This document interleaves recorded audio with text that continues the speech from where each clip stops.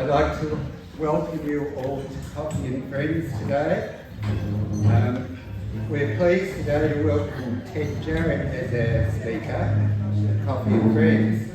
Ted is a very local and has been involved with many local groups over the years, such as Men's Shed, the Berry Garden Club, and ADFAS, to name a few. Ted is also a great storyteller.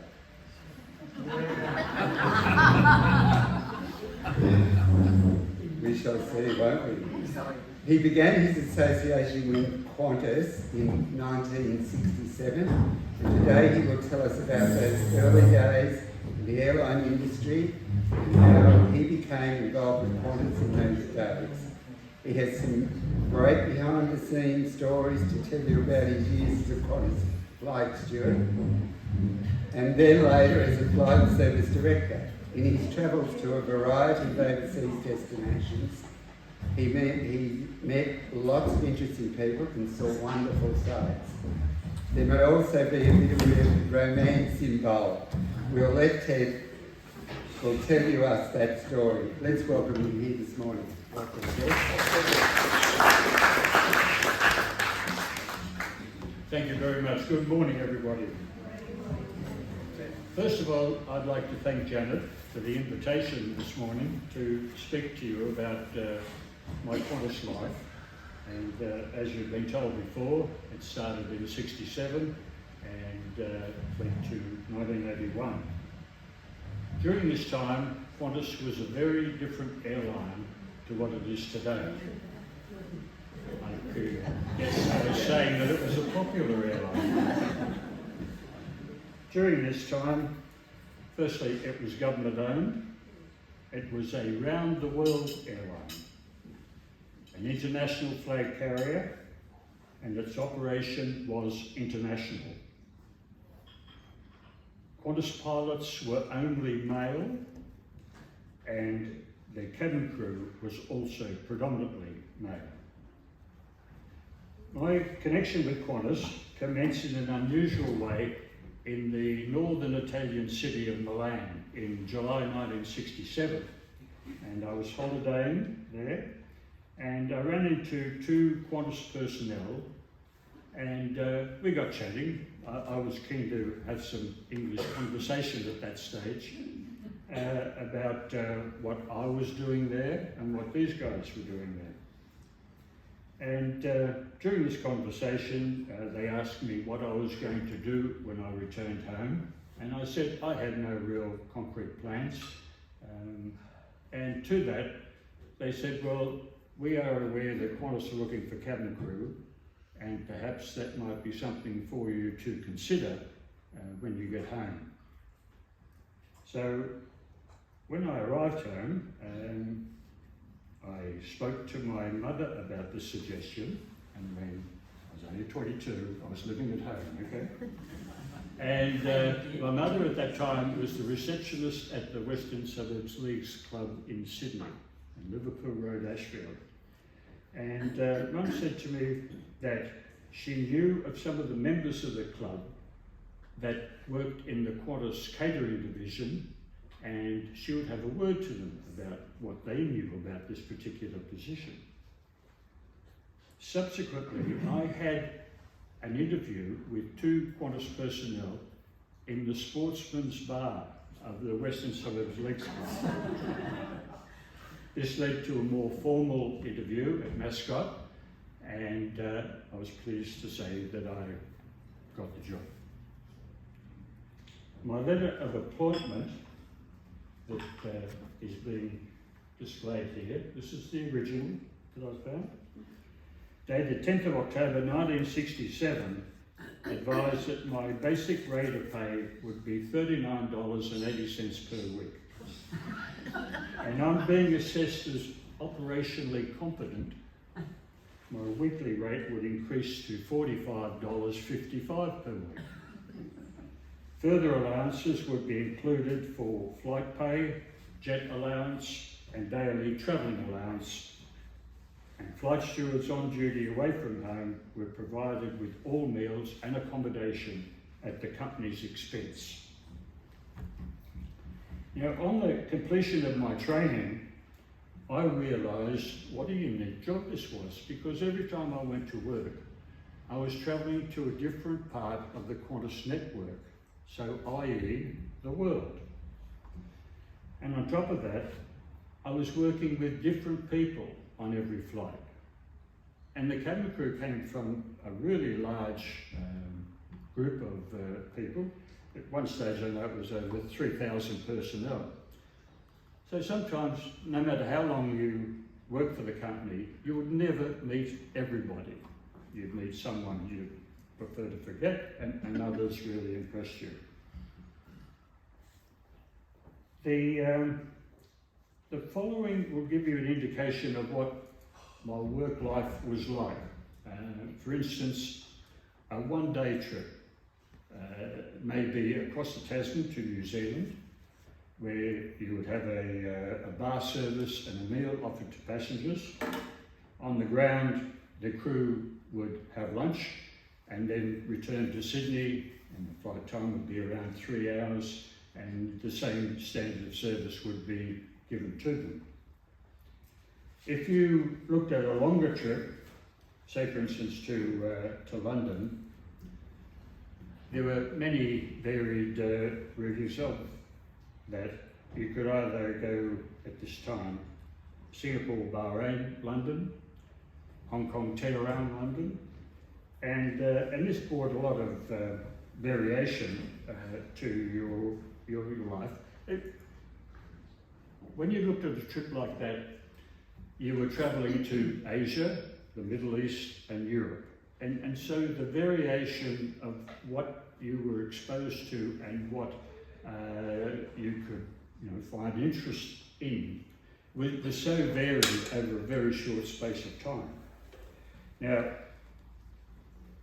when you leave Sydney, and say for instance, I'll take for example a Singapore, Bahrain, London trip. You fly Sydney, Singapore, clear customs, you would then proceed in the crew transport to a first class hotel. You'd have single accommodation. You would be given your allowance in the local currency to cover your scheduled meals. And Singapore, you'd spend 24 hours there, then fly direct on to Bahrain. The same conditions would apply as far as the procedure of arriving through the city, and then continue on 24 hours later to London, where you'd have 2.5 days. Now, the longer a trip went, the more double stopovers would occur, okay?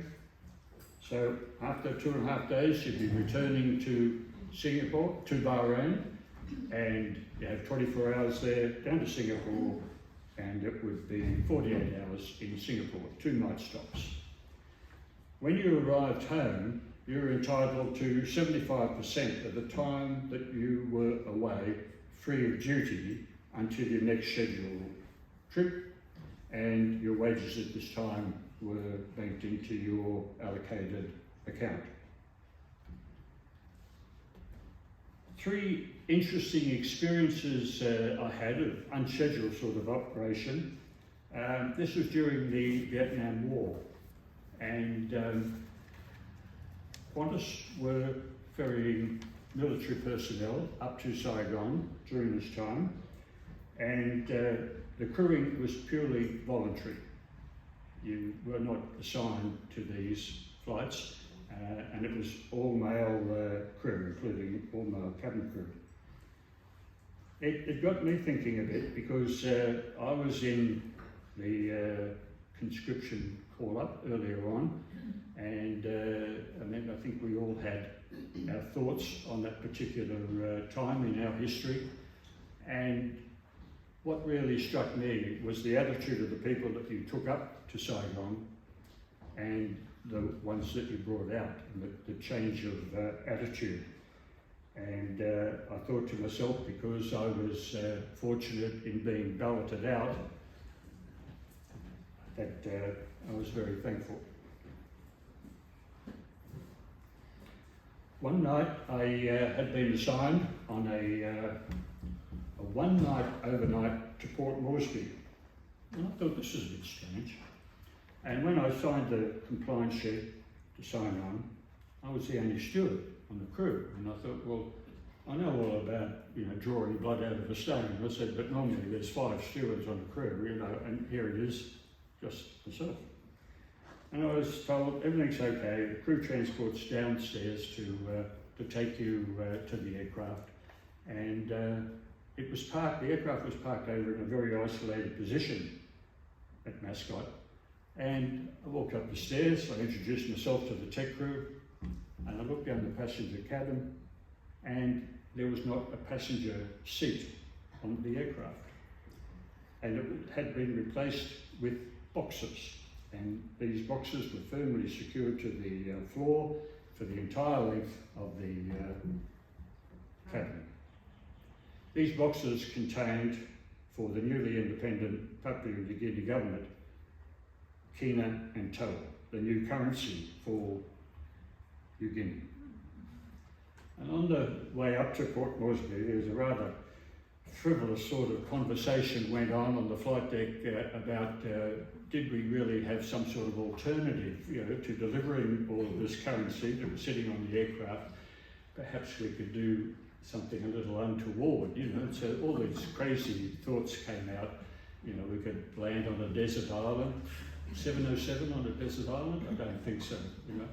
Maybe our combined superannuation would get us through for quite a while. No, that was dispelled. Living with 5 guys for the rest of your life? No, that didn't have much attraction to us either. So we decided to fulfil our compliments, and the flight went up to Port Moresby in an uneventful way. Another interesting one was the flights to Tokyo, long direct overnight services, and I walked on one aircraft, and about the last 10 or 15 rows of economy class, the seats had been removed and there were freight bins in its place. And I looked at this, I thought this is a bit unusual just to see freight being carried up in the passenger cabin.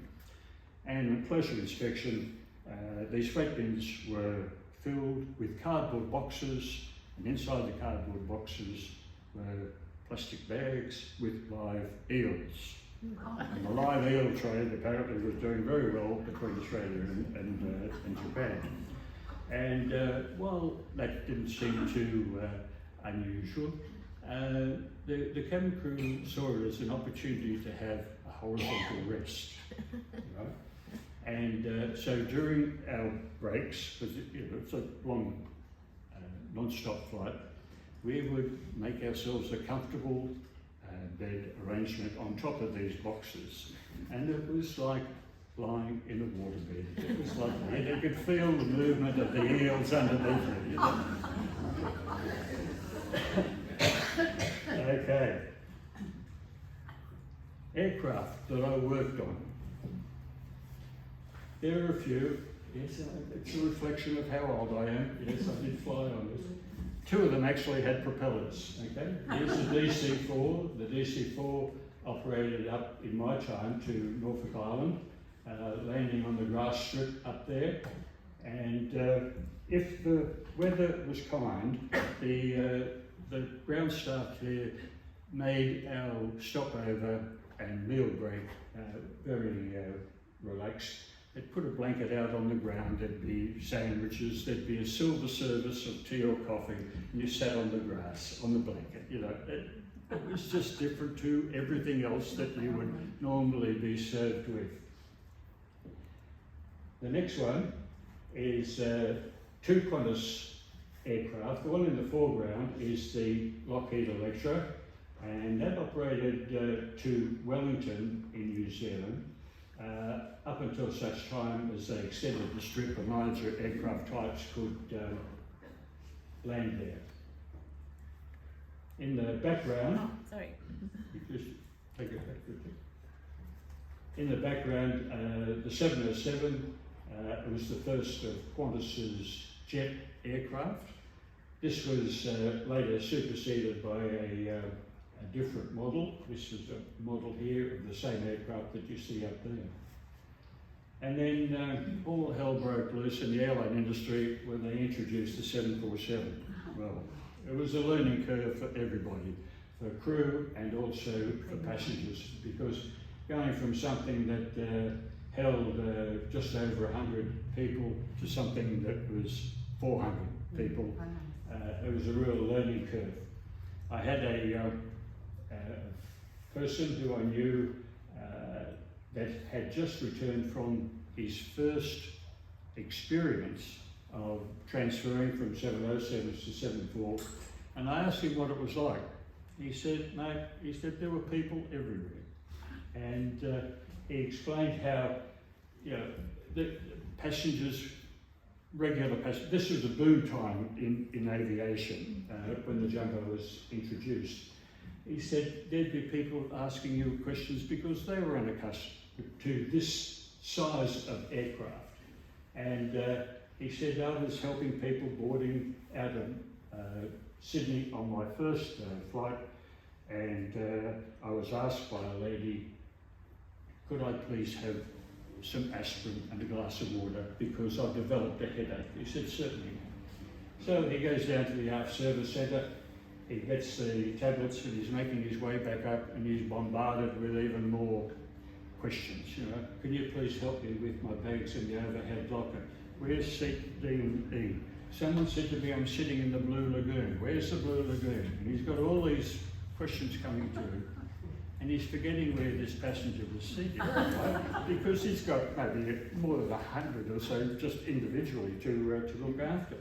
I said, well, mate, how did you handle that? He said, it ended up, I took the tablets myself.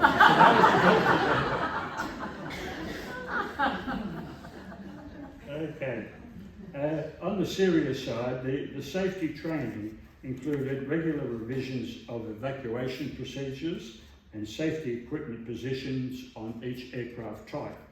And this instilled in you a great confidence in the operation of the airline. I never had any doubt at all as to the safe operation of Qantas.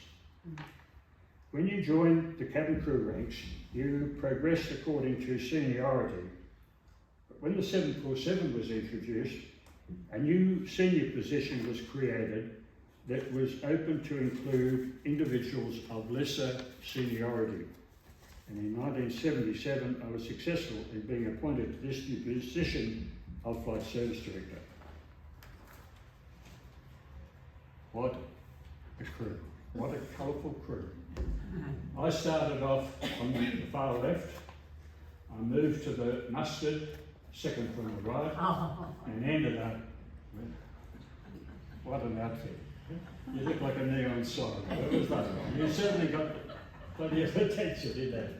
And the ladies look lovely with their Pucci outfits. This position of Flight Service Director oversaw the standard of service, the administrative responsibility of port-to-port documentation for travel between countries, and the responsibility of the cabin crew while away.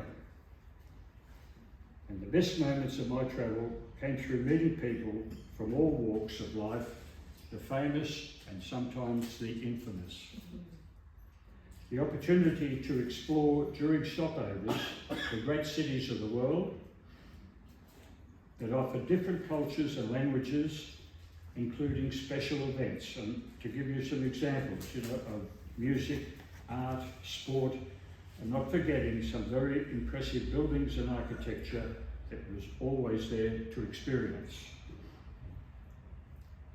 The following people who I have met have stayed in my memory as wonderful moments in time for various reasons.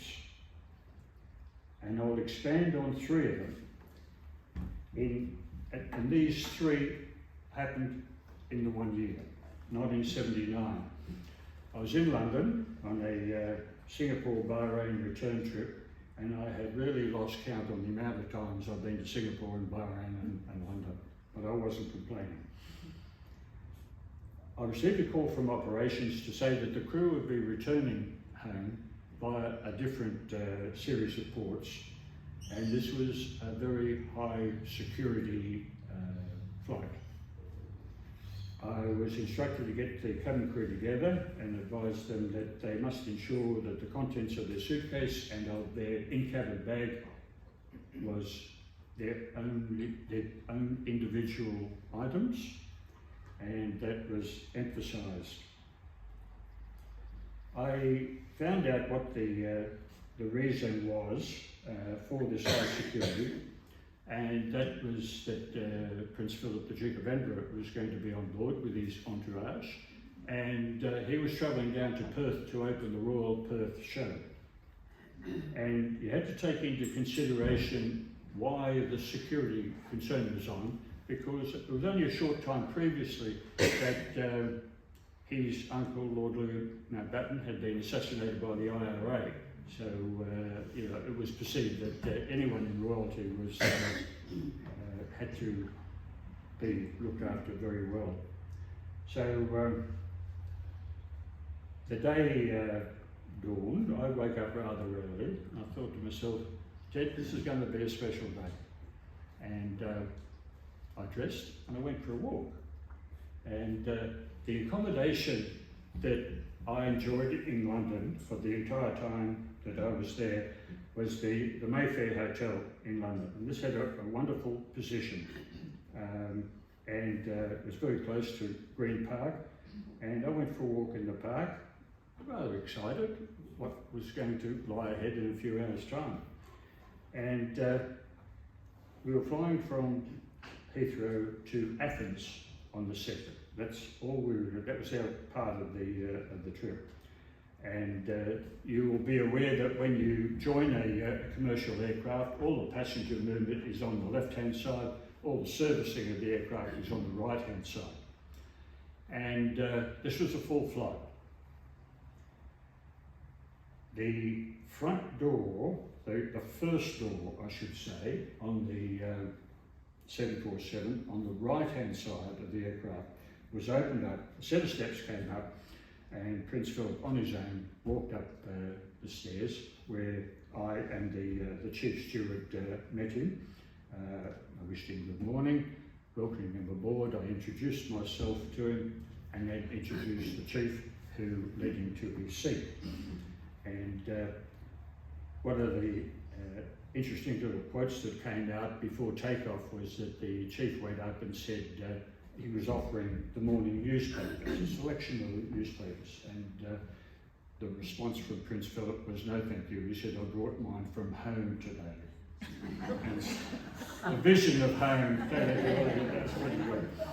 I was very fortunate on this trip. I had excellent staff up in the first class cabin. The chief steward was a very professional operator, and the flight hostess that was allocated to work there was also someone rather special. Actually, she went on to be the personal assistant to John Menadue when he was CEO of Qantas. He was CEO of Qantas. And this lady, as I said, was a very good operator. She also enjoyed life quite well, and she had a nickname of the Cocktail Queen. Okay, so the doors are shut, and I'm in my seat, we're taxiing out to take off, and the phone went beside me. It was the captain. He said, Ted, would you see if Prince Philip would like to join me on the flight deck for takeoff? I said, certainly. So I got up and went around, and Prince Philip said, yes, I would like to experience this. Would you lead me up there? I said, I will. So I led him up the spiral staircase onto the flight deck. I introduced him to the captain and then left them to their discussion. When Prince Philip left the flight deck, I went up to see how things had gone, and the captain said, yes, it's a very interesting time. He said, there's only one thing. He said, he asked too many intelligent questions. Okay. Rolf and Margaret Whitlam, the former Prime Minister, had been lecturing at Harvard University in the United States, and our paths crossed one night, Honolulu to Sydney, when he and Mrs. Whitlam were returning home. And during this night sector, I walked up to the lounge, and there was only Mrs. Whitlam there. And I got a chat going with her. I asked her how she enjoyed the time while her husband was lecturing, and we eventually gravitated. I just don't know how this happened, but she got out of the seat and we walked around to the bar at the top of the stairs on the aircraft. And the steward that was working there had, he was looking after the tech crew and anyone that was in the lounge, and he was making a cup of tea for us. Not long after, up the spiral staircase comes Goff, right? And Goff had just woken up. And you know, if you've been asleep for a few hours on an aeroplane, you really are not feeling all that flash, right? And he didn't look flash. His hair was a bit messed up. His shirt tail was hanging out of his pants. And he came and he stood beside his wife. Well, here I am, separated by about this much, right? And these statuesque people, right? They're up there. And Margaret's looking him up and down, and she took kind of a step back, and she said, "Look at you, you look like something the cat dragged in." Well, Goff didn't say a word. I'm trying to suppress a smile here, and he turned around and he looked at me, and the expression on his face said it all. "Do you have one of these at home?"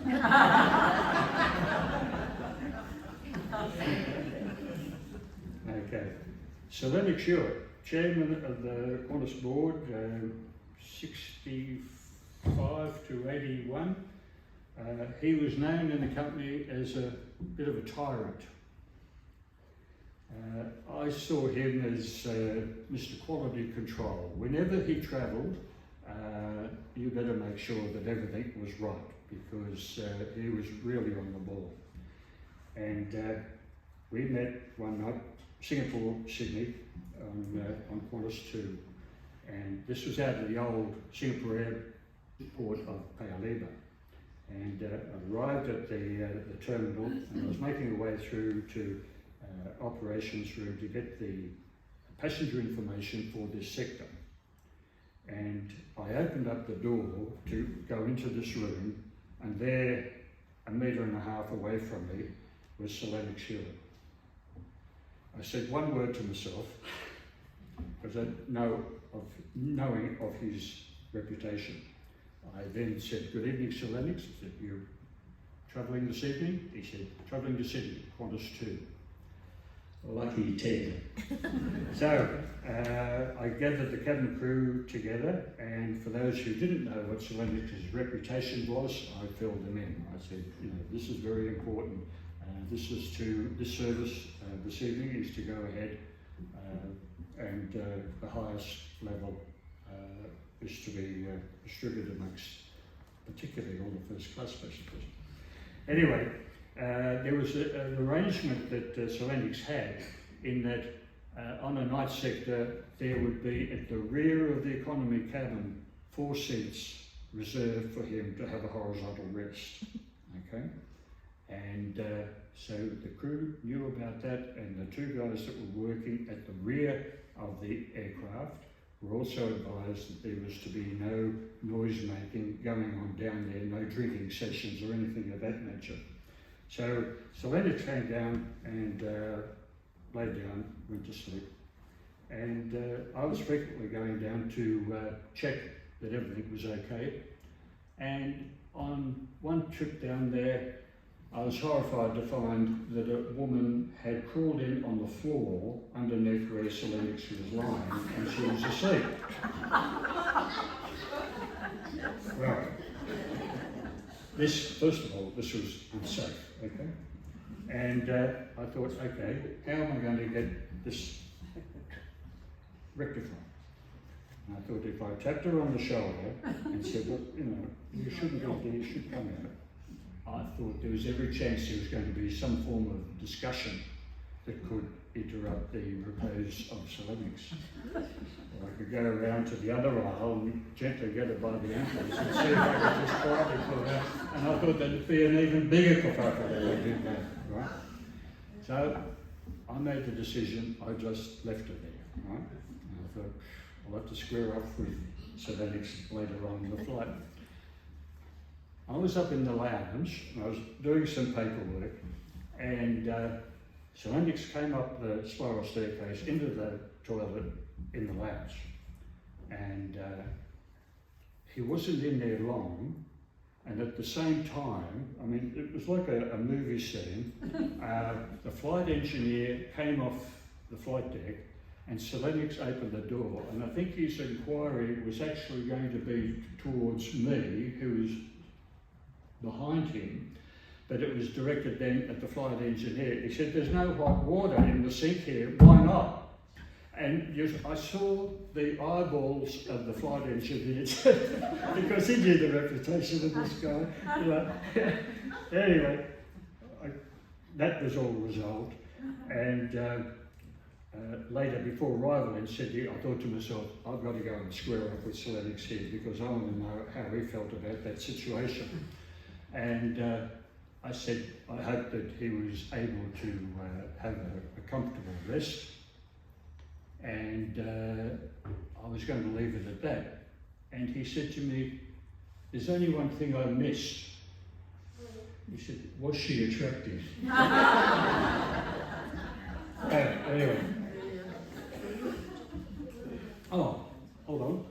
There's four. I've got to backtrack. There was 4 memorable moments.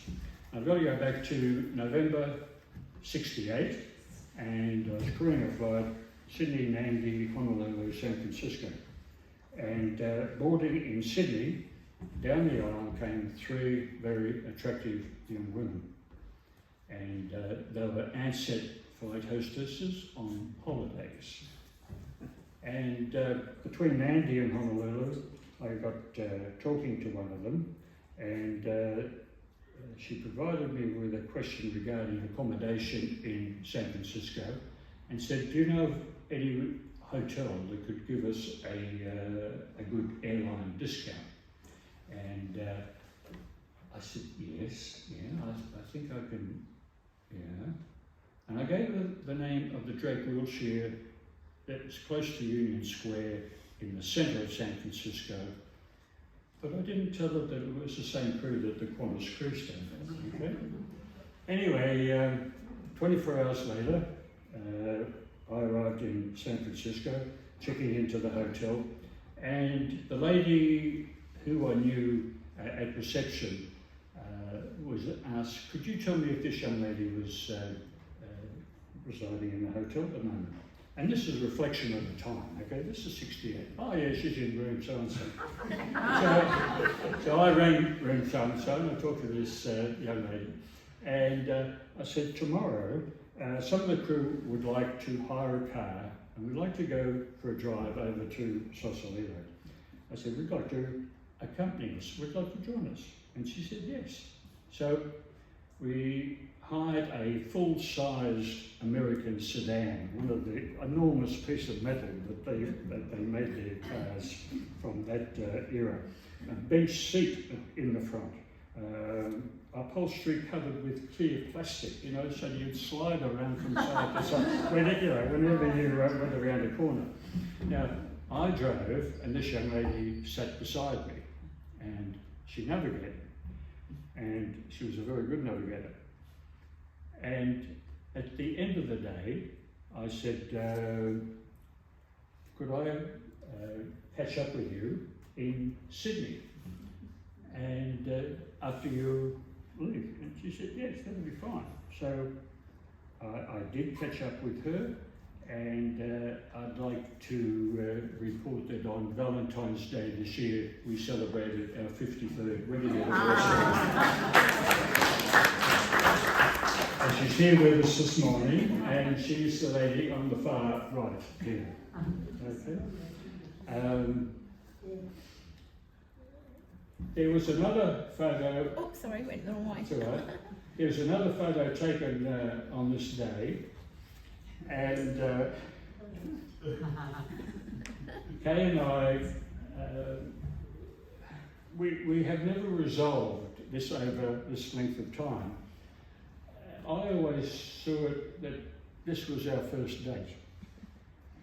Kay has never agreed with me. And so when I... with 7 people. Doesn't matter how many it is. And when I look at that, I thought, is that not a picture of 2 people getting along quite well? And perhaps one was a little bit more enthusiastic than the other. But anyway, it's been lovely.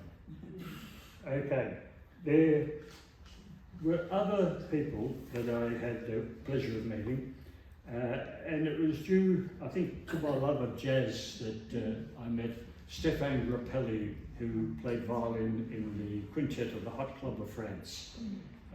Benny Goodman, the clarinetist. Is there such a word as a clarinetist? A man who plays a clarinet? And Dave Brubeck, the jazz pianist, American jazz pianist. I met Harry Seacombe from the Goon Show. What a lovely man, simply lovely. And from another completely different field, 2 world champion racing drivers that I enjoyed meeting, because in my late teens, early 20s, I was a bit of a petrol head. I met Jack Brabham, who won the world championship twice.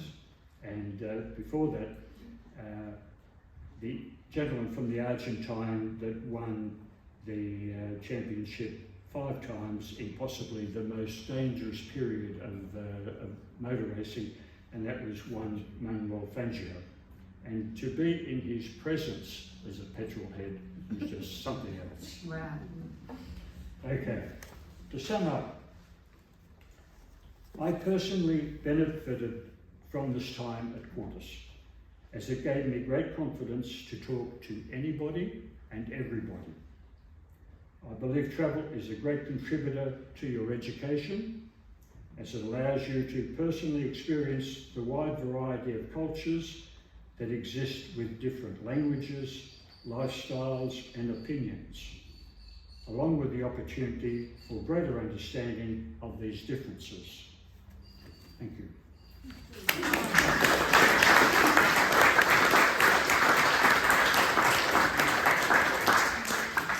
Questions?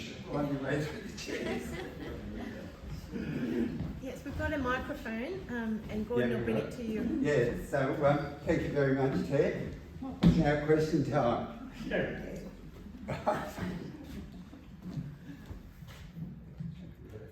Yeah, I've always wondered about immigration. So you wouldn't have a passport because it has so many stamps in it and be filled up and filled No, out. not at all. How does immigration work with flight crews? No, not at all. If you were on a trip, no matter if it was a 1 day or 13 day or whatever, that wasn't an issue. You had on board the aircraft documentation that provided the full details of the crew, dates of birth, whatever, and that was handed over. There was nothing of what you have just asked for. No, not at all. You had to maintain a valid passport, of course, and in those earlier days, your inoculations were non-stop, of typhoid, smallpox, and things of that nature, that are now virtually gone. So what was the reputation of Sir Lennox? What was it? He was a tyrant. He held everybody to account, and if you erred in your performance, look out. It was simple as that. Yeah. That's why I went to stay in his good side. Ted, I have a sweet memory. Yeah. Sorry, hang on, Bill. Hold on, just a minute. In my career, I did. Can you hear me? In my career, I did a lot of traveling. Hold on. You insist on the microphone. Yes. I pride myself at my big mouth character. In my career, I did a lot of traveling, as you know, I think you know, and I worked for a time for a subsidiary of Qantas, part subsidiary of Qantas. In 1988, I went to London to spend the last couple of days of my mother's life with her, When I got back to Heathrow and boarded, the flight director recognised me because I did so much travelling and said, "Welcome back," and I burst into tears. Yeah. That feeling, the warmth that you felt boarding a Qantas plane, particularly in a traumatic situation, a stressful situation, was something I sadly think won't happen again.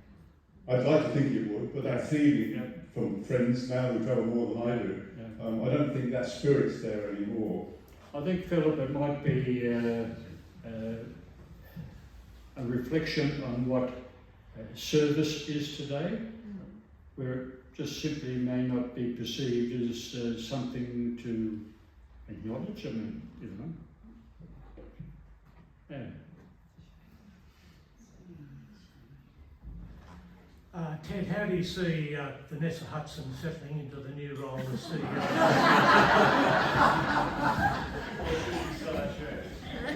Richard, that lady has a job in front of her.